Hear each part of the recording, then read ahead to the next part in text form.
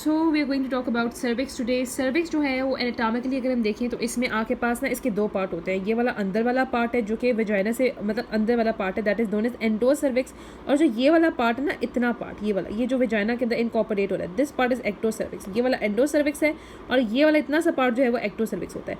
Endo cervix में जो epithelium line करी होती है वो होती है आपकी म्यूसिन सिक्रीटिंग कोलमनार एपिथेलियम, ठीक है, ग्लैंडुलर होती है। और जो एक्टो सर्विक्स पे होती है वो तो क्योंकि आपको पता है एक्टो सर्विक्स आगे से वेजाइना से कंटिन्यूस है, तो यहाँ पे स्किन वाली एपिथेलियम होगी, तो यहाँ पे स्क्वामस एपिथेलियम होती है। अब ये जो दोनों एपिथेलियम जहाँ पे कंबाइन कर रहे होते हैं ये वो रीजन है, ठीक है। यहाँ पे उन्होंने जूम करके दिखाया हुआ है, यहाँ पे कोलमनर एपिथेलियम थी, यहाँ से स्क्वामस शुरू हो जाती है, तो ये वो रीजन है जो कि जूम करके दिखाया हुआ है कि होता है स्क्वामो कोलमनर जंक्शन। ऊपर से आपकी कोलमनर एपिथेलियम चल रही थी, ये स्क्वामस हो गई, तो ये स्क्वामो कोलमनर जंक्शन होता है। ये वो पोजीशन होती है जो कि बहुत ज़्यादा इसकी जगह वेरिएबल होती है, एज के साथ चेंज करती रहती है, हार्मोन इन्फ्लुएंस से भी चेंज करती रहती है, यूजुअली आपके पास अपवर्ड मूव कर जाती है। अब आपको पता है कि अगर ये सर्विक्स के सेल डिफरेंट जो है वो स्ट्रेसेस को फेस करें तो इनकी वजह से ये जो कोलमनर सेल्स होते हैं ये भी स्क्वामस में कन्वर्ट हो जाते हैं। कुछ ऐसी भी जगह होती है जहाँ पे दोनों को एग्जिस्ट करे होते हैं, आगे मैं बताऊंगी। यूजुअली जब एचपीवी का इन्फेक्शन होता है ना, तो एचपीवी इन्फेक्टेड सेल्स इमॉर्टलाइज हो जाते हैं, वो मरते नहीं है। ऑब्वियसली वो डिफरेंट चीज़ें होती हैं, E6 प्रोटीन E7 प्रोटीन के थ्रू वो काम करते हैं। इसमें क्या होता है कि ये तो आप देखो, ये स्क्वामस एपिथेलियम नजर आ रही है, ये भी स्क्वामस एपिथेलियम है, इस जगह पे कोलमनर शुरू हो गई, ठीक है। तो ये जो पूरा आपको जोन मिल रहा है, तो ये क्या होता है, ये एक्टो सर्विक्स हो गया, ये आपका एंडो सर्विक्स हो गया, क्योंकि यहाँ पे सिर्फ कोलमनर एपिथेलियम है। लेकिन जो ये जोन हो गया ना, जहाँ पे आपको हाफ में स्क्वामस भी मिल रही है, यहाँ पे कोलमनर मिल रही है, ये आपका ट्रांसफॉर्मेशन जोन होता है, जहाँ पे दोनों एपिथेलियम को एग्जिस्ट करती है, उसको हम यहाँ पे ट्रांसफॉर्मेशन जोन कहते हैं, ठीक है। आप जानते हैं कि द यूनिक एपिथेलियम एनवायरनमेंट जो सर्विक्स की होती है, इसकी वजह से जो है ना वो एचपीवी इन्फेक्शन को बहुत ज़्यादा जो है ना वो होती है, क्या कहते हैं कि प्री डिस्पोज हो जाती है, और आपके पास इमेच्योर जो स्क्वामस सेल्स होते हैं ना, जो ट्रांसफॉर्मेशन वाले होते हैं, वहाँ पे एचपीवी इन्फेक्शन के चांसेस बहुत ज़्यादा हो जाते हैं। ओके, अगर हम अक्यूट क्रॉनिक सर्वाइटिस की बात करें तो मिनार्की की बात वो कहते हैं कि आपके पास ना एस्ट्रोजन की प्रोडक्शन ऑब्वियसली ओवरी की वजह से बढ़ जाती है, जहाँ पे सर्वाइकल और वेजाइनल सेल की मैच्योरेशन होती है, और वो ना सेल्स के अंदर एक्चुअली ग्लाइकोजन डिपॉजिट हो जाता है, ग्लाइकोजन वैक्यूल्स डिपॉजिट हो जाते हैं। जब ये सेल्स जो है वो आपके पास हर मेंस्ट्रुएशन साइकिल में शेड करते हैं, तो जो ग्लाइकोजन होता है वो एज ए सबस्ट्रेट प्रोवाइड करता है वेजाइनल एरोब्स एनारोब्स को, खासतौर पर लैक्टोबैसिलाई के लिए, और ये डोमिनेंट होता है, बहुत ज़्यादा इंपॉर्टेंट भी होता है, क्योंकि लैक्टोबैसिलाई लैक्टिक एसिड बनाते हैं जो कि वेजाइना की पीएच 4.5 को मेंटेन रखते हैं। इसका दो फायदा होता है, एक तो ये पीएच वहाँ पे सैप्रोफाइटिक और पैथोजेनिक ऑर्गेनिज्म की ग्रोथ को जो है वो रोक के रखती है, और दूसरा हमने कहा था कि इस पीएच की वजह से मतलब ये जो सेल्स होते हैं ना, ये आपके पास लैक्टोबैसिलाई ही आपके पास बैक्टीरियोटॉक्सिक हाइड्रोजन पेरोक्साइड बनाते हैं, जो कि हमें हेल्पफुल करता है। ऑब्वियसली अगर ये जो है इन्वायरमेंट होती है कि अल्कलाइन हो जाती है ना, ये अल्कलाइन ब्लीडिंग की वजह से, सेक्शुअल इंटरकोर्स की वजह से, वेजाइनल डाउचिंग की वजह से, एंटीबायोटिक थेरेपी जब आप देते हो तो उसकी वजह से लैक्टोबैसिलाई थोड़ा सा सप्रेस हो जाता है, उसकी वजह से अल्कलाइन हो गया। जब ये इन्वायरमेंट अल्कलाइन होगी तो जो एसिडिक इन्वायरमेंट थी, जो प्रोडक्टिव थी, वो नहीं रहेगी, तो इन्फेक्शन के चांसेस जो है वो बहुत ज़्यादा बढ़ जाते हैं। तो इसकी वजह से सर्वाइटिस की वेजाइनाइटिस जो है वो हो सकता है। मोस्टली जो आपके इन्फेक्शन होता है ना, दरमियान गोनोकोका, क्लैमाइडिया, माइकोप्लाज्मा, एचएफई, जो कि यूरिनरी ट्रैक्ट इन्फेक्शन कॉज कराते हैं। और अब यहाँ पे खतरा ये होता है कि अगर आपके पास ये इन्फेक्शन अपर जेनिटल ट्रैक्ट में चला जाए, या फिर इसकी वजह से कॉम्प्लिकेशन और प्रेगनेंसी में अगर ये हो जाए, या सेक्सुअल ट्रांसमिशन हो जाए, ठीक है। और ऑब्वियसली आपको क्या मिलेगा, अगर आपके पास सर्वाइकल इन्फ्लेमेशन है तो आपको ऑब्वियसली सर्वाइकल सेल्स में रिएक्टिव और रेपरेटिव चेंजेस होती हैं। एपिथेलियम की सेल्स जो है वो एटिपिकली पेयरिंग म्यूकस सेल्स होते हैं ना, वो शेड होते हैं और आपको नजर भी आते हैं। Okay, let's see this diagram. ये वही स्क्वामो कोलमनर जंक्शन की डायग्राम है। आप देखो, ये आपके कोलमनर सेल्स है, ग्लैंडुलर सेल्स है, आपको ना म्यूसिन भी नजर आ रहा होता है सेल में, ये जो लाइट है ना, तो ये म्यूसिन होता है, ये म्यूसिन कंटेनिंग सेल्स है, और ये आपके स्क्वामस एपिथेलियम थी। तो ये आपके पास यहाँ पे एक्टो सर्विक्स वाला पार्ट हो गया, ये एंडो सर्विक्स वाला, ये आपका स्क्वामो कोलमनर जंक्शन हो गया। अब हमने बात करी एंडो सर्वाइकल पोलिप की। ये जो एंडो सर्वाइकल पोलिप होते हैं, ये एक्सोफिटिक ग्रोथ होते हैं, जो कि एंडोफेकल कैनाल में आते हैं। ये वेरी कर सकते हैं, सिसाइल छोटे से बम्प हो सकते हैं, और इतना भी हो सकते हैं कि इतने बड़े हो कि ये जो है ना वो पूरे आपके पास प्रोट्यूट करे उससे। हिस्टोलॉजिकली ये वो कहते हैं कि इनमें फाइब्रस ट्रोमा होता है, और म्यूकस सिक्रीटिंग जो एंडोसर्वाइकल ग्लैंड के सेल्स होते हैं ना, यानी कि कोलमनर सेल्स इनको कवर कर रहे होते हैं।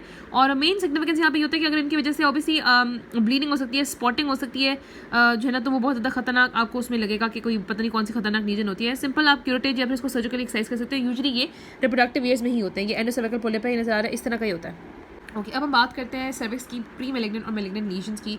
तो ये चीज़ आपने याद रखनी है कि इसमें जो है ना, ये आपके पास 4th मोस्ट कॉमन कैंसर है वर्ल्ड में। Cervical cancer 4th most common है, फीमेल्स के अंदर भी ऐसे है, और काफ़ी ज़्यादा इसमें अफेक्टिंग हो जाती है। वो कहते हैं कि लेकिन कोई भी कैंसर जो है ना, ये इसकी फ़ायदे हैं कि कोई भी कैंसर ऐसा नहीं है कि जिसकी आप इफेक्टिव स्क्रीनिंग करके और अर्ली डायग्नोसिस करके, क्यूरेटिव थेरेपी करके उसको ट्रीट करो, सिवाय सर्वाइकल की। इसको आप यहाँ पर अर्ली डायग्नोस कर लोगे, पैप टेस्ट से आपको अर्ली डायग्नोस हो जाएगा, तो आप इसको आराम से रिमूव कर सकते हो।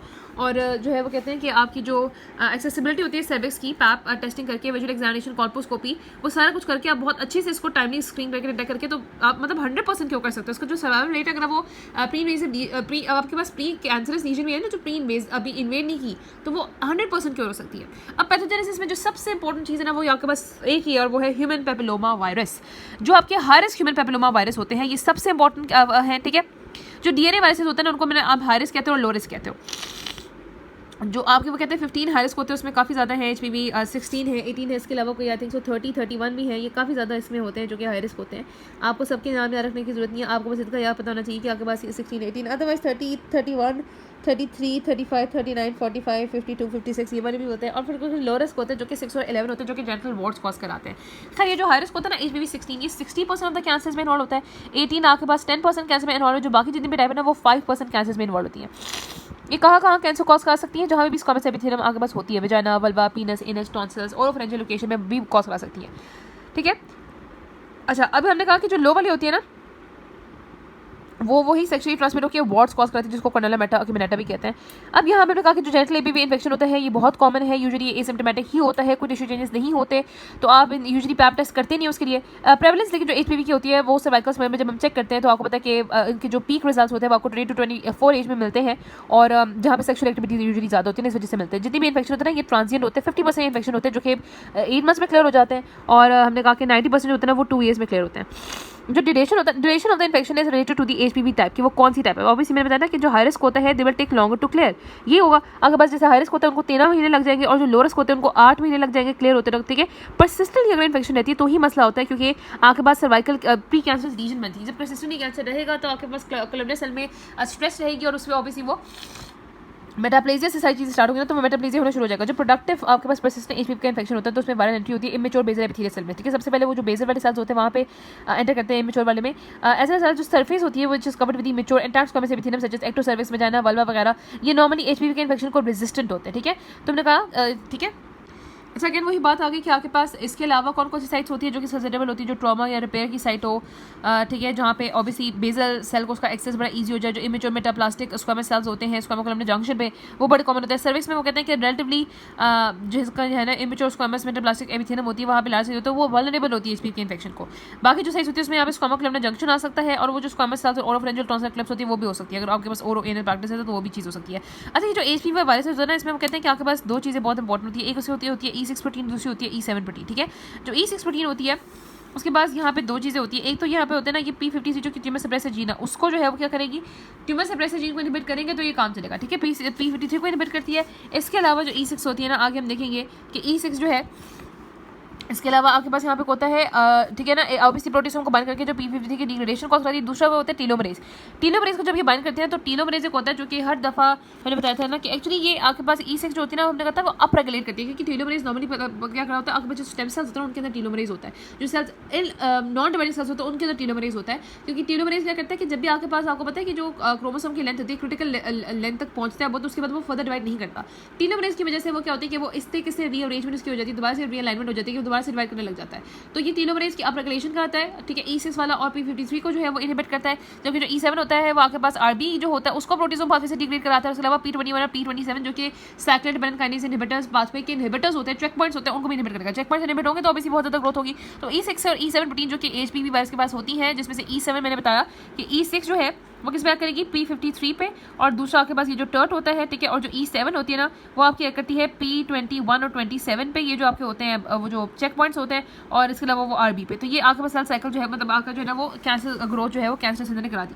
दूसरा ये भी हो सकता है कि आपके पास अगर जो आपका होता है ना जो HPV वायरस है उसमें आपको पता है कि वो DNA वायरस होता है, तो इंटीग्रेट जब होता है होस्ट सेल के जीनोम में तो उसकी कन्फर्मेशन से E6 और E7 जो प्रोटीन होती है एक्सप्रेशन बढ़ जाता है, तो उसकी सराउंडिंग में जो जीन्स होती है ना जैसे मिक जीन होती है वो भी आपके पास जो है ना वो डिसरेगुलेट हो सकती है। फिर बताया कि आपके पास बहुत सारी ऐसी वुमेन्स होती हैं जो कि during their life HPV infection को प्रीडिस्पोज होती है, लेकिन बिल्कुल भी जरूरी नहीं है कि हर वुमेन को जो है वो ये इन्फेक्शन डेवलप करे। तो ये आपके पास हर वुमेन की डेवलप करते हैं कि कौन सा HPV इन्फेक्शन हुआ, उसकी स्टेटस क्या था, को कॉस्मेजेनिक फैक्टर्स वगैरह सब डिपेंड करता है। अब हम बहुत इंपॉर्टेंट चीज़ पा जाते हैं जिसको हम कहते हैं सर्वाइकल इंट्राएपिथेलियल न्यूप्लेजिया, जिसको यहाँ पे स्क्वामस इंट्राएपिथेलियल लीजन्स भी कहते हैं, सिन भी जिसको कहते हैं। एक्चुअली ये क्या होता है, ये हम बात करें इन C2 लीजन्स की, यानी कि आपकी सर्विस की पूरी एपिथेलियम अभी जो है ना मतलब अभी जो आप जो ट्यूमर है फॉर एग्जांपल अगर हम बात करते हैं, जैसे अगर आपको पता है कि ये अगर सर्विक्स है तो अभी जो ट्यूमर है ना वो सिर्फ अगर आपके पास इस पूरी लेयर में है। ठीक है, अगर मैं सर्विस की बात कर रही हूँ, ये सर्विस का पार्ट है ना, तो ये जो इस पूरी लेयर में अभी यानी कि ट्यूमर है तो वो ऑब्वियसली कार्सिनोमा इन C2 होगा, या फिर उसको सर्वाइकल इंट्रा एपिथेलियल इस एपिथेलियम के अंदर होता है ना। जैसे ये इन्वेड करेगा स्ट्रोमा में जाएगा तो वो आपके पास फिर ऑब्वियसली या इधर जाएगा सर देखिए स्ट्रोमा में, तो वो फिर आपके पास जो है ना वो क्या हो जाएगा, वो इन्वेसिव हो जाएगा। इससे पहले ऑब्वियसली वो सिन होता है, तो इसमें आपके पास आप इसको डिफरेंट कैटेगरीज में बात कर सकते हो। एक आपकी होती है माइल्ड डिस्प्लेसिया। माइल्ड डिस्प्लेसिया हम यहाँ पे कहते हैं कि अगर आपके पास सिर्फ आप जो डिस्प्लेसिया है ना वो सिर्फ आपके पास क्या है वो अपर 1/3 में है, तो उसको यहाँ पे हम माइल्ड डिस्प्लेजिया कह देंगे, ठीक है। अगर जो डिस्प्लेजिया है वो आपके पास अपर 1/3 to 2/3 ऑफ द इन्वॉल्वमेंट है, तो उसको यहाँ पे मॉडरेट डिस्प्लेजिया कहते हैं या फिर SIN2 भी कहते हैं। अच्छा, ये आपके पास पहले हम कहते थे डिस्प्लेजिया है के हिसाब से, यानी कि माइल्ड डिस्प्लेजिया, मॉडरेट डिस्प्लेजिया और सिवियर डिस्प्लेजिया। अब हम इसको कहते हैं अच्छा, सिवियर डिस्प्लेजिया को यहाँ पे कार्सिनोमा इन सीटू भी कहते हैं। अब हम इसको SIN1, SIN2, SIN3 कहते हैं, यानी कि जो माइल्ड डिस्प्लेजिया होता है, यहाँ पे मेंशन है माइल्ड डिस्प्लेजिया, जिसमें मैंने बताया कि आपके पास अगर पूरी एपिथेलियम है ना, अगर आपके पास 1/3 इन्वॉल्व है एपिथेलियम का, तो वो माइल्ड डिस्प्लेजिया है। 1/3 से 2/3 इन्वॉल्व है तो वो मॉडरेट है, और अगर आपके पास लास्ट 1/3 भी इन्वॉल्व हो गया तो वो आपके पास क्या होता है, मोर देन 2/3 इन्वॉल्वमेंट होगी ना, तो वो होता है यहाँ पे severe dysplasia, carcinoma in situ. इसी को हम सिन में कर सकते हैं। ये आपके पास माइल्ड डिस्प्लेजिया SIN1 है, मॉडरेट जो है वो SIN2 है, और सिवियर और कार्सिनोमा इन सीटू SIN3 आ जाएगा। अब वो कहते हैं कि आपको पता है कि जो इसकी होता है ना, अगर हम इसकी डिसीजन की बात करें तो वो 2 टायर्ड होता है, 1 टायर्ड नहीं होता। 2 टायर्ड में मतलब ऑब्जर्वेशन होगी फिर सर्जिकल ट्रीटमेंट होगी, तो 2 टायर्ड में इसको आप कहते हैं स्क्वामस इंट्राएपिथेलियल लीजन में, जो कि लो ग्रेड हो सकती है, हाई ग्रेड हो सकती है। लो ग्रेड आप कह देते हो SIN1 को, और बाकी जो मॉडरेट है, सिवियर है, कार्सिनोमा इन सीटू, वो सारी की सारी हाई ग्रेड हो जाती है। अब इनको हम क्यों लो ग्रेड और हाई ग्रेड कहते हैं, क्योंकि यूजुअली अगर आप देखो ना, अगर मैं आपके पास लो ग्रेड की बात करूँ तो इसमें जो वो रिग्रेशन टू नॉर्मल होती है, यानी कि वो केस नॉर्मल हो जाएगा 60% ऑफ द केसेस में, और कैंसर में वो 1% केस में जाएगा। लेकिन अगर मैं बात करूँ आपके पास हाई ग्रेड की, जिसमें SIN2, SIN3 आते हैं, तो SIN2 में 40% वो नॉर्मल होगा और 5% उसमें कैंसर डेवलप करेगा, जबकि SIN3 में 30% नॉर्मल होगा और 20% में कैंसर डेवलप कर जाएगा, ठीक है। ये बहुत खतरनाक बात है। तो जो लो ग्रेड होता है वो आपके पास डायरेक्टली ऑब्वियसली प्रोग्रेस नहीं करते, सिर्फ कार्सिनोमा में वो बहुत देर तक रहते हैं। मोस्टली केसेस जो है वो हमने कहा था स्मॉल प्रोग्रेस ही कर जाते हैं, सिर्फ स्मॉल ही होते हैं जो कि हाई ग्रेड जाता है, हर कोई को बिल्कुल भी नहीं जाता। जो वैसे भी जो लो ग्रेड आपके पास सेल होता है ना, ये अप्रोक्सीमेटली 10 टाइम्स ज़्यादा कॉमन है। हम ये जनरल रूल है, नेचर का रूल है कि जितने भी लो ग्रेड आपके पास स्क्वामस इंट्राएपिथेलियल लीजन होती है, वो मतलब जितनी भी आपके पास ऐसी डिजीज़ है जो कि लेस खतरनाक है, वो ज़्यादा कॉमन होती है। अब इनकी अगर मॉर्फोलॉजी देखें तो आपने याद रखना है कि एक्चुअली हम डिस्प्लेजिया की बात करें तो डिस्प्लेजिया में क्या फीचर्स होते थे। सेल्स ऑब्वियसली सेल की बेसल पोलैरिटी लॉस हो जाती है, इनमें प्लियोमॉर्फिज्म होता है, साइज एंड शेप वेरी करने लगता है, NC रेशियो बढ़ जाती है, हाइपरक्रोमैटिक न्यूक्लियर। तो यहाँ पे भी मैंने अपने न्यूक्लियर चेंजेस बताने कि होता क्या है सेल्स के अंदर, डिस्प्लेजिया वाली चेंजेस। आपके पास न्यूक्लियर एटिपिया होता है, किस तरह की से न्यूक्लियर एनलार्जमेंट हो गया, हाइपरक्रोमैटिक न्यूक्लियर हो गया, कोर्स क्रोमैटिन हो जाता है, आपके पास variation in size and shape आती है, जिसको हम यहाँ पे एनाइसोन्यूक्लियोसिस कहते हैं। तो एनलार्जमेंट हो गई, हाइपरक्रोमैटिक हो गया, ये सारी चीज़ें। उसके बाद क्या होता है कि न्यूक्लियस के अराउंड हेलोज बन जाते हैं, जिसको यहाँ पे हम पेरी न्यूक्लियर वैक्यूल्स भी कहते हैं, ठीक है। अल्ट्रास्ट्रक्चर लेवल को पेरी न्यूक्लियर वैक्यूल्स कहते हैं। वो क्यों कहते हैं, क्योंकि वो कहते हैं कि आपके पास एक साइटोपैथिक इफेक्ट होता है जो कि HBV इनकोडिक प्रोटीन होती है ES, तो वो जाके एंडोप्लाज्मिक रेटिकुलम की मेम्ब्रेन में बंद करती है, और वहाँ पे कोई वेसिकल्स बनते हैं, जो वैक्यूल्स बनते हैं एक्चुअली वो न्यूक्लियस के अराउंड बन जाते हैं, तो वो हेलो शेक बन जाती है। अब इस फिगर को अप्रिशिएट करने की कोशिश करो, ये आपको न्यूक्लियस नजर आ रहा है, हाइपरक्रोमैटिक भी है, ठीक है। अब एबनॉर्मल साइजेस भी है, ये भी देखो साइजेस भी एबनॉर्मल है, माइटोटिक फिगर भी नजर आ रहे हैं, और सराउंडिंग में आपको हेलो नजर आ रहे हैं, ये पेरी न्यूक्लियर वैक्यूल नजर आ रहे हैं। इस तरह की चीज को हम यहाँ पे कहते हैं कोइलोसिटिक एटिपिया, ठीक है। तो जो ग्रेडिंग होती है ना, सेल में इसको लो है, इस वजह से कहते हैं, ये आपने बता दिया कि ये आपके पास इसको कोइलोसिटिक एटिपिया कहते हैं। अब जो सेल में ग्रेडिंग होती है ना, वो इस बेस पे होती है कि आपके पास ये जो इमेच्योर सेल्स है ये कितने एरिया पे एक्सपैंड है। अगर हमने कहा कि जो इमेच्योर सेल्स है वो कन्फाइंड होते हैं लो 1/3 ऑफ द एपिथेलियम पे, तो उसको हम सेल कहते हैं, और अगर वो एक्सपैंड कर जाते हैं अपर 2/3 पे, तो उसको यहाँ पे हम हाई ग्रेड कह देते हैं, मतलब लो ग्रेड कह देते हैं और हाई ग्रेड कह देते हैं। हिस्टोलॉजिकली मैंने बताया यही होता है कि जो फीचर्स होते हैं ना वो उसके कॉरेस्पॉन्ड करे होते हैं कि HBV की रेप्लिकेशन होती है, होस्ट सेल ग्रोथ में चेंजेस आते हैं, जीन एक्सप्रेस करती है। और फिर हमने कहा कि जो हाई स्पाइरल रूट होता है वो कहाँ पे होता है, जो ऊपर वाले मेच्योरिंग केराटिनोसाइट्स होता है ना उनमें होता है, इस वजह से अपर हाफ एपिथेलियम में ज़्यादा की चेंजेस आते हैं। तो HBV E6 प्रोटीन होती है, वो बस सेल साइकिल को प्रिवेंट करती है। ये अच्छा, यहाँ पे ना दो आपको ये बताना चाहिए कि जो एक्टिवली डिवाइडिंग सेल्स होते हैं, जो कि यूजुअली अपर पोर्शन में होते हैं, क्योंकि वो मेच्योर जहाँ पे उनमें वायरल लोड ज़्यादा होता है, वो दो मार्कर पर एक्सप्रेस कर होते हैं KI16 और दूसरा आपके पास KI67 और आपके पास यहाँ पे P16, ठीक है। KI67 होता है और साथ हो गया आपका P16, ये इंपॉर्टेंट है, ठीक है। KI67 और P16 they are highly correlated with HBV infection और यूजफुल होते हैं डायग्नोसिस में, और मोर देन 80% जो लो ग्रेड होते हैं ना and 100% of the high grade are associated with the high risk HBV and HBV16 जो होते हैं ना, ये आपके पास ज़्यादा कॉमन हो गया, ठीक है। यहाँ पे आप देखो ये आपको नॉर्मल सर्वाइकल एपिथेलियल जो है ना वो नजर आ रही है। अब उसके बाद क्या हो गया, ये SIN1 हो गया। यहाँ पे आपको ऐसा ऐसा नजर आ रहा है कि ये जो सेल्स होते हैं ना, खासतौर पे ऊपर वाले सेल्स, इनमें एटिपिया होना शुरू हो गया। आपको कोइलोसिटिक एटिपिया ही नजर आ रहा है, पेरी न्यूक्लियर आपको वही हाइपरक्रोमैटिक न्यूक्लियर एनाइसोन्यूक्लियोसिस, ठीक है, डिफरेंट है, कुछ ज़्यादा है, और आपको पेरी न्यूक्लियर वैक्यूल्स नजर आ रहे हैं। फिर आप देखो नेक्स्ट पिक्चर में कि जो एटिपिया है ना, ये जो आपके पास लोअर 1/3 एपिथेलियम के उसके बिल्कुल ऊपर है, यानी कि इतना एटिपिया जो है वो हो चुका है, 1/3 से 2/3 तो इन्वॉल्व है ही ना, तो ये SIN2 हो गया। अब यहाँ पे देखो आपके डिफ्यूज एटिपिया पूरा का पूरा मेजोरेशन में लॉस है, और आपके पास इवन के जो इमेच्योर बेसल सेल है वो एपिथेलियम तक स्प्रेड कर चुके हुए हैं। नेक्स्ट अगर हम देखें तो यहाँ पे भी आप देख सकते हो, यहाँ पे आपको कोइलोसिटिक चेंज नजर आ रहा है। ये low grade squamous intraepithelial legion है, ठीक है। कोइलोसिटिक चेंज बहुत ही प्रोमिनेंट है, लो ग्रेड है अभी, ठीक है।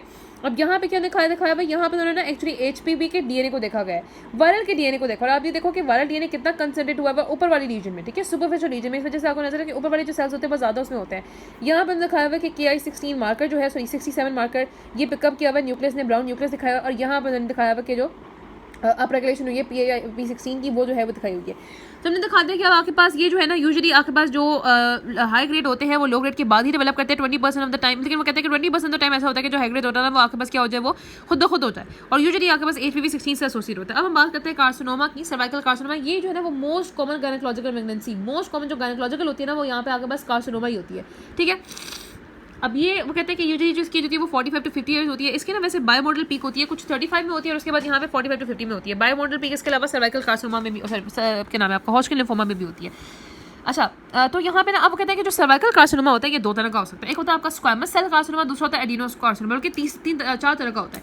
देखो, स्क्वामस सेल कार्सिनोमा कहाँ पे, जो एक्टोसर्विक्स में हो जाएगा, और आपका एडिनो कार्सिनोमा कहाँ पे, म्यूकस सेक्रेटिंग सेल कहाँ पे थे आपका, जो कोलमनर सेल्स है, तो वो आपके पास एंडोसर्विक्स में हो जाएगा, ठीक है। दूसरा होता है एडिनोस्क्वामस, तीसरा होता है न्यूरो एंडोक्राइन, वो होते हैं स्मॉल कार्सिनोमा, जो लंग होता है ना, small cell carcinoma of lung, उसकी तरह का वो होता है। वो न्यूरो एंडोक्राइन वो सबसे खतरनाक, उसकी वर्स्ट प्रोग्नोसिस है, वो यहाँ पे हो जाए तो बचने के चांसेस बहुत कम होते हैं। तो ये चार तरह के जो है वो ट्यूमर हो सकते हैं। 80% आपके पास स्क्वामस सेल होते हैं, बाकी 15% एडिनो होते हैं, और बाकी जो 5% होता है वो जो रिमेनिंग दो रह गए वो होते हैं। अच्छा, सर्वाइकल कार्सिनोमा के जो प्रीडिस्पोजिंग फैक्टर होता है उसमें वही आपके पास जो ह्यूमन पेपिलोमा वायरस से इन्फेक्शन होता है, क्योंकि ये जो सेल्स होते हैं ये एपिथेलियल ट्रॉपिक होते हैं, इनका एपिथेलियम बड़ी पसंद है, वहीं पे रहने की कोशिश करते हैं, तो इसलिए वो उस सेल्स को इमॉर्टल कर देते हैं, इमॉर्टलाइज कर देते हैं। फिर आपके पास कुछ बिहेवियर प्रैक्टिस, जो कोइटस बिफोर 18 है, मल्टीपल सेक्स पार्टनर्स होते हैं, पुअर हाइजीन अगर हो गया, स्मोकिंग है, इम्यूनो कॉम्प्रोमाइज स्टेट है, जो वुमेन OCP या प्रोजेस्टेरोन लेडी होती हैं, इन यूट्रो। अच्छा, ये बहुत इंपॉर्टेंट है, अगर कोई हमने कहा था फीमेल प्रेग्नेंट थी और उस प्रेग्नेंट फीमेल ने वो जो कंसीव करी थी चाइल्ड वो भी फीमेल थी, और उसने अपनी प्रेगनेंसी के दौरान जो है वो प्रोजेस्टेरोन लिया किसी भी वजह से, और उसने डाइथैल्स्टिलबेस्ट्रोन जो है वो लिया, डेस जिसको कहते हैं, तो उसकी वजह से जो उसकी बच्ची होगी ना वो बहुत प्रीडिस्पोज हो जाएगी इस कैंसर को। उसके बाद यहाँ पे मल्टीपैरिटी जो है आपने रखना है, वो भी सर्वाइकल कैंसर के रिस्क को बढ़ाती है, ब्रेस्ट कैंसर के रिस्क को जो है वो कम करती है। अच्छा, ये हमने बता दिया कि in situ form invasive adenocarcinoma, neuroendocrine carcinoma, short range squamous, ये हमने ऑलरेडी बता दिया ना कि आपके पास देखो इन सीटू इन्वेजन एडिनोस्क्वामस कार्सिनोमा में जब जाती है तो उसको कम टाइम लगता है, लेकिन न्यूरोएंडोक्राइन कार्सिनोमा में जाने के लिए टाइम ज़्यादा नहीं लगता, तो वो बहुत खतरनाक होता है। फिर यहाँ पे यही बताया गया है कि आपके पास जो लो ग्रेड है वही बात होगी। आपने रिग्रेस और परसिस्ट की बात करनी है। लो ग्रेड ऑब्वियसली 60% रिग्रेस करता है, 30% परसिस्ट करता है, 10% अप टू दिस, और जो हाई ग्रेड होता है वो 30% रिग्रेस कर जाता है, 60% जो है वो परसिस्ट करता है, और 10% वो कार्सिनोमा में चला जाता है, ठीक है। मैंने बताया था कि आपके पास जो है वो 4 टाइप्स होती है। स्क्वामस सेल कार्सिनोमा होता है। अच्छा, इनकी जो ग्रोथ हो सकती है ना, ये जो हमने कहा ना कि जो लीजन्स हो सकती है, दे कैन बी फंगेटिव और दे कैन बी इन्फिल्ट्रेटिव। फंगेटिंग जो होता है वो कॉलीफ्लावर लाइक होता है, एक्सोफेटिक ग्रोथ होती है, ये आपको नजर आ रहा है, ये फंगेटिंग होता है, कॉलीफ्लावर लाइक ग्रोथ है ये। अब देखो ना, हमने पहले प्री इन्वेस्टिगेशन की बात करी थी जो कि आपके पास एपिथेलियम के अंदर रहती है। अब हम उस लीजन की बात करें जो कि एपिथेलियम से स्ट्रोमा में आ जाती है, तो ये आपके पास फंगेटिंग लीजन होगी। नेक्स्ट हम बात करते हैं आपके पास की इन्फिल्ट्रेटिव लीजन होगी, वो इन्फिल्ट्रेट करती है, ठीक है, ये अंदर की तरफ जाती है कि इन्फिल्ट्रेटिव लीजन होगी, और पीछे फंगेटिंग की। अब हम बात करते हैं स्क्वामस सेल कार्सिनोमा की और आपके पास एडिनोकार्सिनोमा की, ठीक है। अब जो स्क्वामस सेल कार्सिनोमा होता है, अगर मैं इसमें सेल्स की बात करूँ ना, तो मैं आपको दिखाती हूँ। यहाँ पे एक्चुअली यहाँ पे लिखा हुआ है टंग्स ऑफ सेल्स होते हैं, है ना, tongue and nest of cells होते हैं। तो जो कि आपके पास किस तरह के सेल्स होते हैं, वही आपके जो है ना वो सेल्स होंगे। अगेन वही आपके पास यहाँ पे होते हैं नॉन, यूजुअली वो कहते हैं ये जो ट्यूमर होता है ना वो नॉन केराटिनाइजिंग होता है, लेकिन बुक में लिखा हुआ है केराटिनाइजिंग और नॉन केराटिनाइजिंग दोनों तरह का हो सकता है। तो ये आपको सेल्स नजर आ रहे हैं जिनके अंदर न्यूक्लियर जो है वो ऑब्वियसली टिपिकल जो है वो प्लियोमॉर्फिक न्यूक्लियर होते हैं। आपको जो है वो माइटोटिक फिगर्स में नजर आता है, हाइपोक्रोमैटिक होते हैं। स्ट्रोमा में आपको जो है वो इन्फ्लेमेटरी सेल्स नजर आ रहे हैं, इन्फ्लेमेटरी इन्फिल्ट्रेट्स हैं, और ये आपके पास शीट्स और नेस्ट ऑफ सेल्स में ये अरेंज होते हैं जो कि अंडरलाइंग स्ट्रोमा को जो है वो इन्वेट कर देता है। अगर हम इसकी बात करें पिक्चर की ना, आपकी जो पिक्चर होती है ये वाली, तो यहाँ पे आप देखो, अब यहाँ पे ना हाई ग्रेड सेल था, उसको हाई ग्रेड सेल के बाद वो जो ट्यूमर है वो स्ट्रोमा में इन्वेट कर चुका है। और अगर हम यहाँ पे पिक्चर देखें, यहाँ पे भी आपको बहुत ज़्यादा इन्वेजन नजर आ रही है। अब बस देखो यहाँ पे इन्वेसिव स्क्वामस सेल कार्सिनोमा में एक गार्डन सा बना हुआ है, ये आपको एक फिश सी नजर आ रही है, ये फ्लावर बना हुआ है, ये कोई डक सी नजर आ रही है, ये गाड़ी है, ये बटरफ्लाई नजर आ रही है, ये डॉग है, तो पता नहीं अजीब सा ये भी एक फ्लावर बना हुआ है। तो ये कहना है इन्वेसिव कार्सिनोमा, ठीक है। एडिनोकार्सिनोमा की बात करें तो इसमें क्या होता है कि ग्लैंडुलर एपिथेलियम ऑब्वियसली प्रोलिफरेट करती है। यहाँ पे वो कहते हैं कि एंडोसर्वाइकल सेल्स होंगे जिनमें आपके पास, वही मैंने बता दिया था कि देखो ना ऊपर वाले स्क्वामस सेल में क्या था कि साइज बड़ा था, साइटोप्लाज्म जो है वो कम था, माइटोटिक फिगर्स थे, इन्फ्लेमेटरी सेल्स थे। एडिनो में आपके पास ग्लैंडुलर एपिथेलियम होती है। एंडोसर्वाइकल सेल्स होते हैं जो कोलमनर थे, लार्ज हाइपोक्रोमैटिक न्यूक्लियर होते हैं जो कि रिलेटिवली म्यूसिन डिप्लेटेड आपके पास सेल्स होते हैं। जो म्यूसिन ना डिप्लेटेड सेल्स होते हैं, अगर मैं देखूंगी मैंने बताया था पेल सेल्स उसमें नजर आ रहे होते हैं। स्क्वामस में तो हमने ये बताया कि वो शीट्स में अरेंज थे, हाइपोक्रोमैटिक न्यूक्लियर होता है, एनसी रेशियो ज्यादा होती है, नॉन केराटिनाइजिंग केराटिनाइजिंग दोनों हो सकते हैं। जो एडिनोकार्सिनोमा है यहाँ पे ग्लैंडुलर पैटर्न होगा, म्यूसिन आपके पास यहाँ पे हमने बताया था ना कि पेल यूसिनोफिलिक आपको सेल नजर आ रहे होंगे, और as compare to the normal endothelium, ठीक है। तो ये आप देखो, यही वही पिक्चर है जो कि आपके पास यहाँ पे आपकी जो है ना वो बिग प्रॉमिस में बनी हुई है। ये आपके पास नजर आ रहे हैं, बहुत डार्क कलर के आपको ग्लास नजर आ रहे हैं, ठीक है। बहुत ही ज़्यादा आपको डार्क कलर के ग्लैंड नजर आते हैं। एटिपिकल उसमें लार्ज न्यूक्लियर होता है, नॉर्मली पेल एंडोसर्वाइकल ग्लैंड होते हैं, ठीक है। अब यही पिक्चर है आपकी उसकी भी जो है ना ऐसी ही है। या आप देखो पहले आपके पास ये ग्लैंडुलर पैटर्न आपको नजर आ रहा है, अभी आपके पास स्ट्रोमा में इतना इन्वेड नहीं किया, उसके बाद पूरे स्ट्रोमा में वो इन्वेड करिए ये ग्लैंडुलर पैटर्न, ठीक है, वो डार्क कलर का नजर आ रहा होता है। एडिनोस्कोमस भी होते हैं और उसके बाद यहाँ पे न्यूरोएंडोक्राइन होते हैं जो कि बहुत ज़्यादा खतरनाक होते हैं। न्यूरोएंडोक्राइन के अगर आपको फीचर याद हो ना तो उसमें आपको पता है कि स्मॉल सेल्स थे, स्कैंडी वो प्लाज्म था, वो आपके पास सॉल्ट एंड पेपर क्रोमैटिन बल्कि फाइन क्रोमैटिन ग्रैन्यूल्स थे, और एजोपॉडी इफेक्ट था, न्यूक्लियर मोल्डिंग थी, क्रश आर्ट इफेक्ट था, ठीक है, ये सारी चीज़ें होती है लेकिन बहुत खतरनाक होते हैं। अब जो एडवांस सर्वाइकल कार्सिनोमा होते हैं वो डायरेक्टली अगर स्प्रेड कर जाए कंटेजियस रूट से तो वो पैरासर्वाइकल टिश्यू में, यूरिनरी ब्लैडर में, यूरेटर में जा सकते हैं, लिम्फोवैस्कुलर इन्वेजन से वो लिवर लंग बोन में जा सकते हैं, बोन मैरो। अच्छा, अब बिल्कुल ही जल्दी से आसान से तरीके से हमने स्टेजिंग की बात कर लेनी है। स्टेजिंग जो होती है वो इस तरीके से होती है, फीगो जो है ना आपके पास, जिसको federation of gynaecology and obstetrics कहते हैं, उन लोगों ने इसकी क्लासिफिकेशन की थी स्टेजिंग की। सबसे पहले स्टेज 0 जो होता है वो तो यही होता है कार्सिनोमा इन C2, सिन 3 या फिर हाई ग्रेड सेल, जो कि अभी इन्वेड नहीं किया। उसके बाद स्टेज 1 होती है कि आपके पास भाई इन्वेड तो हो गया है लेकिन अभी जो कार्सिनोमा है वो कहाँ पे है, वो सिर्फ सर्विक्स में है, वो सर्विक्स से बाहर नहीं गया, ठीक है। उसके बाद 1A भी होते हैं, 1B भी होते हैं। परेशान नहीं होना, 1A जो होता है वो होता है जो कि आप सिर्फ माइक्रोस्कोपिकली देख सकते हो, क्लिनिकली मतलब प्री क्लिनिकली देख सकते हो, ठीक है। जो होते हैं ना 1B, उसको आप जो है वो क्लिनिकली भी देख सकते हो, वो विजिबल होते हैं। अब 1A और 1B में आपने डिफरेंस याद रखना है कि 1A आपको नजर आ रहे हैं, ये ना यूजुअली माइक्रोस्कोपिकली विजिबल होते हैं, और जो 1B होते हैं ये आपके पास यूजुअली आप क्लिनिकली उनको जो है ना वो देख सकते हो। अब अगर हम 1A की बात करें तो वो होते हैं 1A1 और 1AB, 1A2 होते हैं जो होता है ना आपके 1A1। आपने रखना है कि आपके पास 1A1 हो या 1A2 हो, दो चीज़ें होती है, एक आपके पास होती है ट्यूमर की कि उसकी हॉरिजॉन्टल वो कितना स्प्रेड किया हुआ है, दूसरा होती है उसकी विड्थ कितनी है। अच्छा, 1A1 में और 1A2 में दोनों में हमने बताया कि आपके पास they are not wider than 7 millimetre, दोनों ही 7 मिलीमीटर से वाइडर नहीं है। बट जो 1A1 है उसमें आपके पास स्ट्रोमल इन्वेजन जो है it is not deeper than 3 millimetre, जबकि आपके पास 1A2 में the stromal invasion is deeper than 3 millimetre but not deeper than 5 millimetre, बस ये डिफरेंस है, ठीक है। 1A कौन सा है जो कि आपके पास जो 1 होता है वो कन्फाइंड होता है कार्सिनोमा को, 1A जो कि प्री क्लिनिकल लीजन होती है, माइक्रोस्कोपिक की तरफ देख सकते हैं। 1A1 जिसमें मैंने बताया कि आपके पास 7 मिलीमीटर से वाइड तो नहीं है बट आपके पास 3 मिलीमीटर से डीप भी नहीं है, और 1A2 में 7 मिलीमीटर से वाइड नहीं है लेकिन 3 मिलीमीटर से डीप हो गया और 5 मिलीमीटर तक है, ठीक है। ये आपका 1A1 हो गया, ये 1A2 हो गया। हम चलते हैं 1B1 और 1B2 में।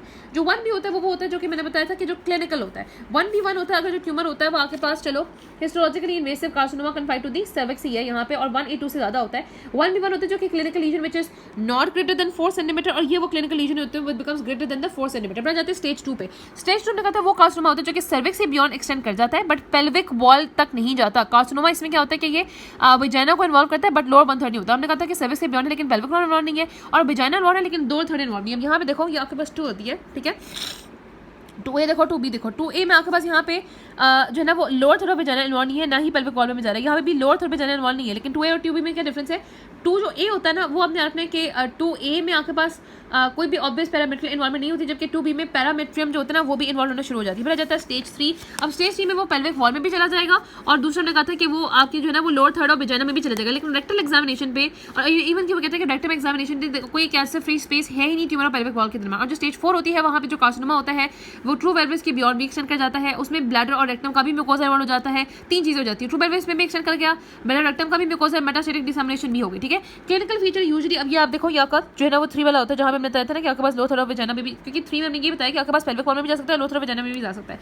क्लिनिकल फीचर कहते हैं यूजुअली इनमें से कार्सिनोमा जो है ना वो डिटेक्ट नहीं होते वुमेन में जो कि रेगुलर स्क्रीनिंग करती है उसमें होती है। अगर आपको पता है ना कि कार्सिनोमा सीटो तो आप यहाँ पे सर्वाइकल को एक्सटेंशन कर सकते हो। इनमें से हो गया तो हिस्टेरेक्टमी करनी पड़ती है, लिम्फ नोड को भी रिमूव करना पड़ता है, और साथ आपके पास बहुत एडवांस है तो रेडिएशन थेरेपी, कीमोथेरेपी वगैरह भी करनी पड़ती है।